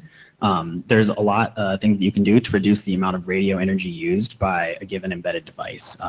Beyond just compression, there's also advanced MAC and physical layers, which can reduce the amount of radio energy expended by a given device. But the trade-off is that these often, A, require more compute power, and B, they're often relatively complex and can require additional code space or RAM. And for cases where you have an application which might already be pushing up against the boundary of what's capable on a given device, it can force a requirement for more expensive or more power-hungry microcontrollers. I'm actually going to, there's some other considerations as well. Just in general, increased complexity can be harmful to expectations of interoperability. And it's difficult, for instance, to apply something like Postel's law to this low resource environment. And that sort of brings me to my 4 design guidelines. And in the slides that follow, I'm going to present each guideline, and then I'm going to follow it up with an example application to 6-LoWPAN. And while I'm committed to the guidelines, and I will defend the guidelines themselves, I'm not super committed to the specific examples, and I'd like to avoid any discussion that follows getting too tangled in necessarily the specific details of the example apps, because I believe that while those example apps themselves may not be perfect, they're useful for illustrating what the design guidelines mean and still worth discussing. So for guideline 1, this is actually slightly different than the order that I present the guidelines in the internet draft for anyone who's read it, but I think that's sort of logical here. I think it's important that these devices have the ability to advertise their capabilities so that these silent network layer drops, which cannot be interpreted as anything in particular by a given sender, cannot occur. Right now, it seems sort of unconscionable that for 6-LoWPAN, it's relatively easy for these 5 different stacks, to send packets which will be silently dropped with no information back to the receiver. And so long as there's an explicit mechanism defined in the protocol by which this can be avoided, I think that that's important and useful. For 6-LoWPAN, I propose 2 potential mechanisms for this, which could either one can be used on its own or could be used in tandem. I think one of the more important ones would be just including an ICMPv6 message type to indicate if a given device receives receives a message which it cannot parse at the network layer, and so it can respond to the sender and indicate that perhaps its capability was not sufficiently high to parse that message. And then the second option would be an additional 6LoWPAN neighbor discovery option, which would allow for a device to communicate some amount of its capability during the time when devices are learning about each other in the network. And this option minimizes this additional energy cost of responding with failures as would be required for ICMPv6. And of course, given that these devices need to be able to advertise their capabilities, the next logical question would be, what exact information should they be advertising during this process? And so what we propose is that in general, these protocols should define a capability spectrum. Given that there are often a relatively broad range of capability devices that might want to use a protocol, and that some of these devices may be very concerned with saving power, and others might be more concerned with code size or RAM use. It's important that there be a capability for a given protocol that defines how the features of this protocol can be removed as code size needs to be conserved. This is actually somewhat similar to an idea presented in Jonathan Wee's 6LoWPAN interop draft in 2008 that discussed testing interoperability of independent implementations. And so for 6LoWPAN, here, this actually includes all of the features from that slide that I showed earlier, and how they can be split up into, for instance, 6 classes. So for instance, a class 0 device in this scheme would only support sending and receiving uncompressed IPv6, which can be fragmented according to RFC 4944. And then a class 5 device would support the entire specification, so everything defined in 4944, 6282, 6775. And then something like a class 2 device would support sending and receiving stateless IPv6 address compression messages, but wouldn't, for instance, support fields that were sent with IPv6 option compression. And so, the reason that we chose these specific classes is the idea that as you move up from class 0 to class 5, class 1 and class 2 are the classes where you get the most energy savings for the least added code size. And then for the higher classes, you have smaller increments of energy savings for relatively more complex additions to code. Then for guideline 3, just the idea that these protocols should provide reasonable bounds. This is based largely in our observations for 6LoWPAN that many of the stacks were taking certain shortcuts or defining certain constants that were not defined in any of the RFCs to serve RAM in certain places. So for 6LoWPAN, we, for instance, suggest that perhaps header decompression should be limited to 50 bytes so that for instances where more than 50 bytes of decompression would occur, those messages should actually not be decompressed or should not be compressed that much before sending. And that allows for implementations to bound the amount of extra RAM needed for initial fragment buffers. Which is something, for instance, that Kentucky already does, but Kentucky arbitrarily chose 38 bytes as the amount that they limited to. Additionally, we suggest that there should be either a bound on the amount of compression of interior headers for tunneled IPv6, or that that feature should be removed entirely, because from observing these 5 different stacks, it looked like there was a decent amount of complexity in terms of how these different stacks handled this possibility of unbounded recursion. And we also found that that seemed to be a place where the stacks varied a lot. And so that's why that second requirement is there. And then finally, guideline 4 is just this importance of not specifically breaking layering within a protocol. We realize that it can be very appealing to do cross-layer optimization in embedded systems, especially given how little energy is often available. However, it's very difficult to design robust systems that will interoperate well when you're doing this cross-layer optimization. The ability to use libraries, et cetera, can be very important, especially for these embedded operating systems where different network transport layers, et cetera, might be used. And for 6LoWPAN, the one primary application that we suggest there is that UDP checksum shouldn't be an option. We did notice that for the 5 operating systems that we analyzed, TinyOS was actually the only one that implemented UDP checksum elision. And we believe that the downsides of including it in terms of how it breaks the end-to-end argument, breaks layering, can be complex to implement because it requires these application and link layer checks for message integrity codes and permission from the application layer, that it's simply not worth the small energy savings that it can provide.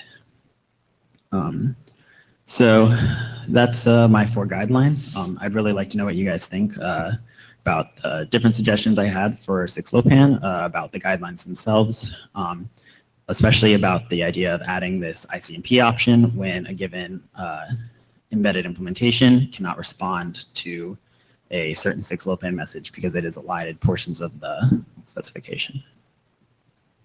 Please. Pascal Hubert, so thank you so much for this work. You asked many questions. I just give you a few hints here. First, for your spectrum and bits, there is actually an RFC which would allow you to do that. It's Carsten's RFC. We are using it in 6LoWPAN update to signal like support for if you're 6LR, 6LBR, etc. We use bits in there, so there's a good number of bits. So if really we want to do a piece of that, you could actually signal that and experiment with it. Now, it's not just signaling, it's having extra code to manage, oh, if he does that, I do this, if he does that, I do this. So what you're saving on one hand is a cost on the other one, right? So you're adding code to save code, so that there's a limit to this game. To be discussed, I realized that you make big enough classes, because if you were doing 2 fine-grained classes, you would spend the whole memory doing all the possible cases and testing them, etc. So the real world is not exactly like that. The real world is, you mentioned thread, right? The real world has bodies which define interrupt tests. It's not 6LoWPAN. 6LoWPAN is more like there is a whole set of things you could be doing, right? And then there will be a Zigbee IP, there will be a YSUN, there will be a thread, there will be any of those guys, which was ISA 100.11a, I'll come back to this one, which say, okay, out of all those things that 6LoWPAN enables me to do, here is exactly what I ask any implementation to do. And there will be interrupt test, and there will be conformance test. And even if your stack supports more, here's the bare minimum, because I know all the messages which will go through my standard, which is building on 6LoWPAN, but it's not 6LoWPAN, building on many things, Ripple or not Ripple or all those things. Here are all the flows that I'm going to support. I want your implementation to support all these flows regardless of what else it supports.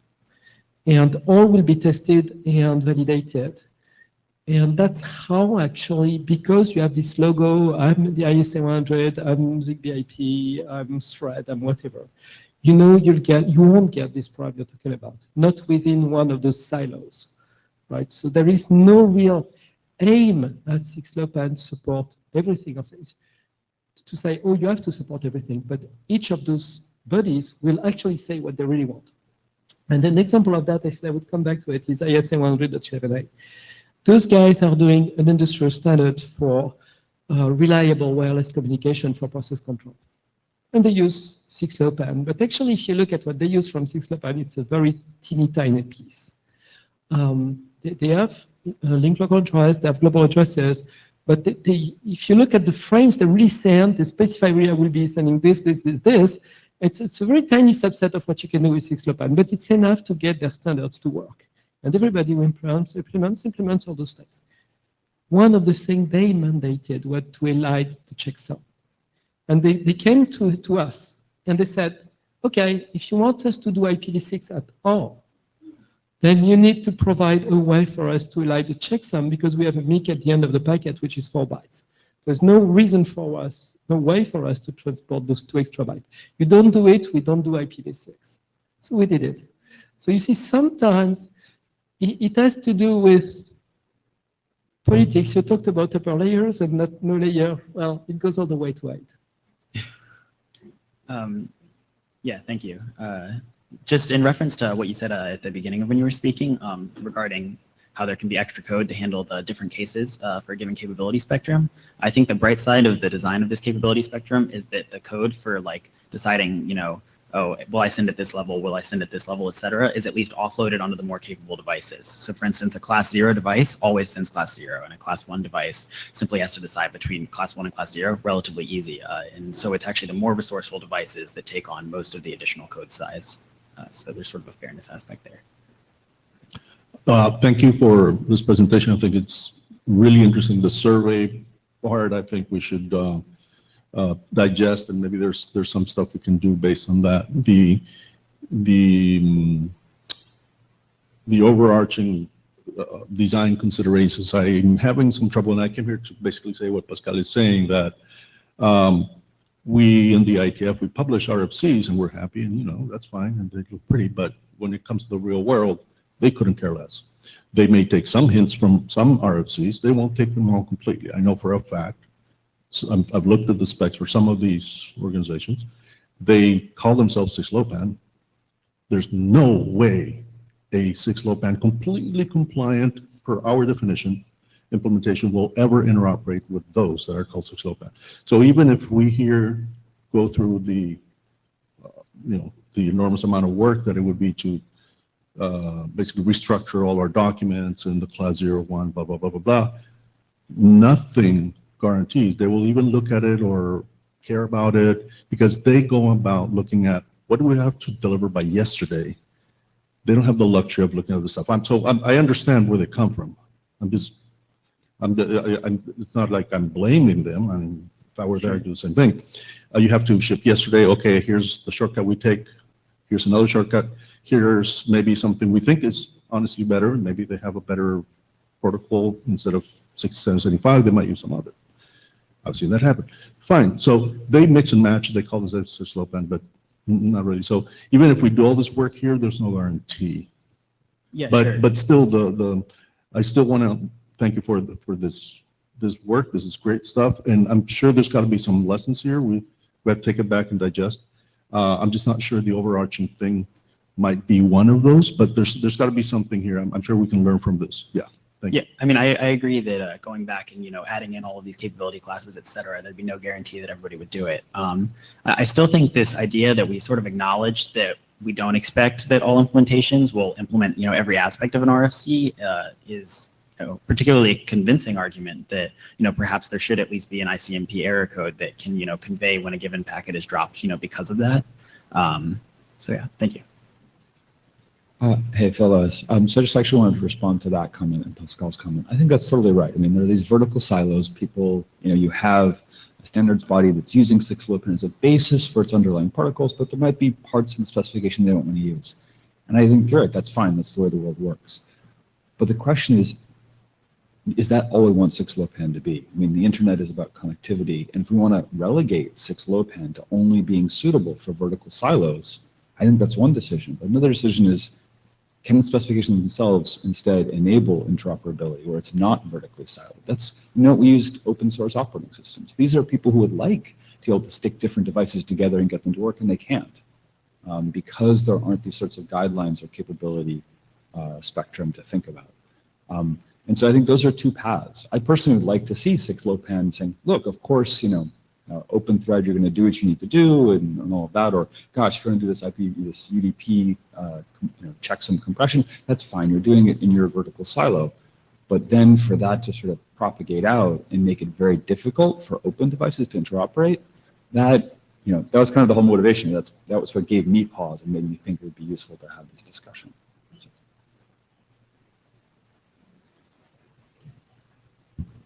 Samita Chakrabarti without the chair hat.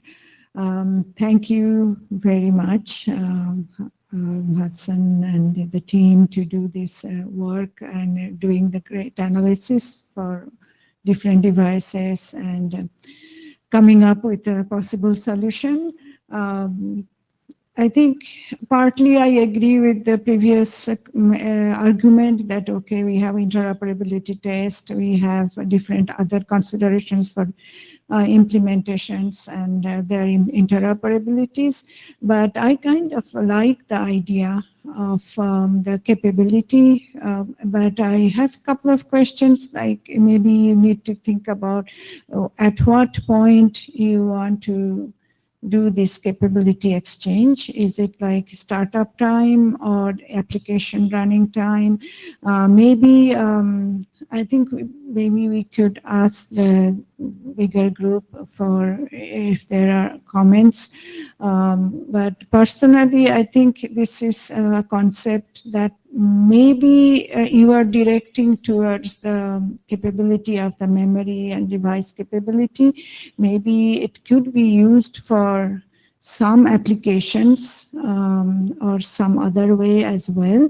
So overall, I think the idea of having capability exchange is great. And whether we can use exactly the same way you proposed or not, that may be subject to discussion, but thank you again. Yeah, of course, thanks. And I totally agree that, you know, the given capability split up that I put here is not necessarily ideal, and definitely could be open to suggestions or interpretation. Two things. First, react to what Samita said. Well, if 6LoWPAN had that dichotomy and that ended up in the open source implementation, yes, surely that would have made life easier for someone who wants to take a given open source implementation and use it in his standard or for whatever he wants to do with it, because you just have to cross a few checks, as opposed to look at the code and say, oh, does it do what I want? So it would make the code, the open source code, much easier to reuse in various cases. So, which is a bit orthogonal to what Phil said, but it's another angle to say the same value. Now I'm reacting to Phil. When you talk about a silo, it's a lot more than 6LoWPAN. It goes from which file you select, how you do your security, which crypto utilities you pick, which option you put in your beacons. I mean, it's a damn big list of things, of choices that you make, so that at the end of the day, there can be an IPv6 packet through. It's so fully complex. So I don't really believe in a node talking to another node just like this. But the good news is that the silo is just a few hops. And IPv6 is really where Phil has it right. Yes, at some point, very rapidly, you expand this packet, you go out of this particular radio network. And now you have an IPv6 packet that you can fly through your network. So yes, I guess ultimately IPv6 achieves what we want to do, but it's way beyond 6LoWPAN prime, because what happens in this subnet is a lot more than 6LoWPAN compression. Sadly. Yeah, sure. It still seems to be the case that while it's true that once you get to the IPv6 layer, you know, going through a border router, everything can communicate with each other. But you know, I think sort of like in terms of like the longstanding vision for Internet of Things devices, you know, the vision isn't, you know, for somebody who's using IoT for, you know, home automation and stuff like that, you know, is not to have, you know, a border router for every single device they buy from every different vendor. You know, it's, you know, buy, you know, a single router and, you know, all of your devices communicate with a single thing. So it still seems like just totally accepting the silos. But yeah, thanks. Yeah, I do agree, and basically what I said was, I think there's something to rescue here. I'm trying to wrap my head around what could be rescued, and maybe there's something I've heard that I liked is like the ICMP message, for example. So maybe the way to think about it would be, if we set out to guarantee interoperability, I think that's a very, very, very tall order. We might fail, because there's so many things outside of 6LoWPAN that would affect ultimately that. But maybe the bar, at least to start with, could be a little bit lower, more practical, saying, okay, is there anything we can add to help the people who presumably know what they're doing to interoperate, just to do better troubleshooting? So it's not that they don't have all the set of information. In principle, they do, but still you make so many mistakes. There's so many variables, so many things that you need some help. Right? This is supposed to work. I'm within a silo or whatever. I'm not in a silo, but I'm in open source looking at the whatever. It's supposed to work because I have an agreement, you know, but still I have no visibility. So if maybe that's a practical bar to start with, and that would be useful. And that would really help interoperability maybe in a more practical way than trying to boil the ocean.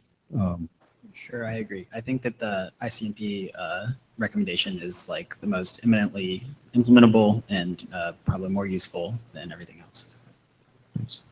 And Go to Thomas. Thomas. Yes. So I don't have particularly anything different to say, but I want to stress, you know, the points that Pascal was making, and I agree with this. I mean, it's much more than 6LoWPAN, and it's so complicated. And trying to have yet another protocol that kind of announces the capabilities, it's just not going to work. And I think it takes a group of industrial people to come together and agree on, you know, interop test specifications. I'm not talking about silos. I'm talking about, you know, like-minded people, same kind of business case, and then they take a subset. I think this relates very much to the LWIC thing, and I'm not at all talking about your draft here, but I'm, you know, one thing that I find challenging in what we do at the IETF is that if you take all the musts from all the drafts that are within our kind of IoT stack, it doesn't fit in the Pentium computer. So I think we need to be. It's very good that your draft highlights kind of some of these parts, but I think we need to be aware of the fact that the specs that we define, if we were to implement every must in every of these specs, it just wouldn't fit anywhere. And so making informed decisions about taking bits and pieces is impossible to avoid. Thank you. Thanks. Terry Manderson, Interior Director. So thank you for doing this work. Really is appreciated, and it's a credit to your program. Good work. There's some aspects here that I really do like. I mean, the IETF has spent a lot of time doing capability negotiation, whether it's in BGP, whether it's in SIP, SDP, etc. The list goes on and on and on. So there might be some things to learn from that as to why it's not directly applicable in this very constrained environment. That said, I really do like the idea of the ICMP message. Getting that across the line, interesting discussion.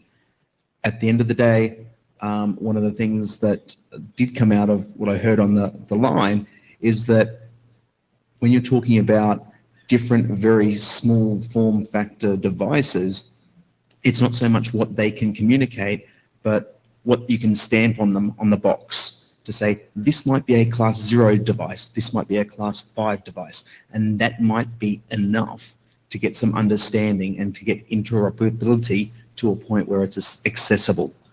I don't know, but it's just highlighting that. At the end of the day, however, that's a discussion for the entire work group. So great work, maybe come back a more solid document and perhaps running code and see how that goes. Thank you. Sounds great, thanks. Thank you, Terry. And also to respond to Pascal, that the charter of this group is not only the header compression stuff, but we can take any improvement or enhancement to 6LoWPAN stack. And I would say if we do correctly the capability with the ICMP messaging, if we find right application, I think it'd be a good addition. Phil, very quickly. I think we're out of time, but please. Yeah, this Phil Levis. I just wanted to respond to Thomas. Which is that I agree that having bodies that are doing interop tests, et cetera, will be really valuable. But from my personal experience, that's actually been, as not being someone in the industry, that's actually very difficult. For example, we started this wanting to implement OpenThread. To do that, I had to download a specification document which required me to sign a legal agreement. And it's watermarked to me, right? Because I'm not allowed to share this. Every single person who wants to read it has to download a separate copy. And if you don't think that this isn't pay to play, right? If I actually wanted to do full interoperability tests, the idea that I have to pay to play to do 6LoWPAN in order to interoperate, to me, that it might be that is in fact what we have to do, but it rubs me the wrong way. Maybe that's because I live in. But that's just, this is sort of what sort of prompted this, and this is sort of crazy that I have to sign these kinds of legal agreements just to send IPv6 packets. right? Yeah. So we have this thing. We'll talk about it tomorrow at 6ish. We have this project called F-Interop, which is a free online interoperability platform. You can send it CoAP and 6dish and 6LoWPAN packets, and it will tell you whether you're compliant or not. So it's kind of the free version of what you're describing. Thank you. Thank you. Thank you very much. Yeah. So I think there's maybe further revisions to be done here. So we're out of time. If anybody has the other blue sheet, we have to. Oh, there's the other. Okay. Thank you very much. See you in Bangkok, I guess. Yeah, that's right.